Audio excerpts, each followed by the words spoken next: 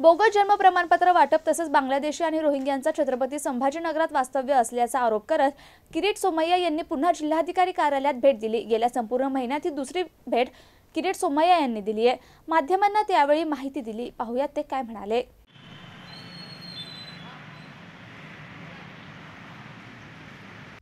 आनंदाची बाब आहे। 2 वाजता पोलीस आयुक्तांची भेट आहे। एक बांगलादेशी अपात्र घुसखोर आणि दुसरं मशिदीवरील अधिकृत भोंगे। आता जिल्हाधिकारीकडे जाऊन आणखीन पुरावे देणार आहेत की संभाजीनगर शहरात आणि सिल्लोड मध्ये कशा पद्धतीने 23 अपात्र लोकांना जन्म प्रमाणपत्र दिलं। काल मुंबईत पण उच्च पोलीस अधिकाऱ्यांनी ज्या 28 ठिकाणी गुन्हा दाखल झालाय त्याचा पाठपुरावासाठी मीटिंग घेतली आहे।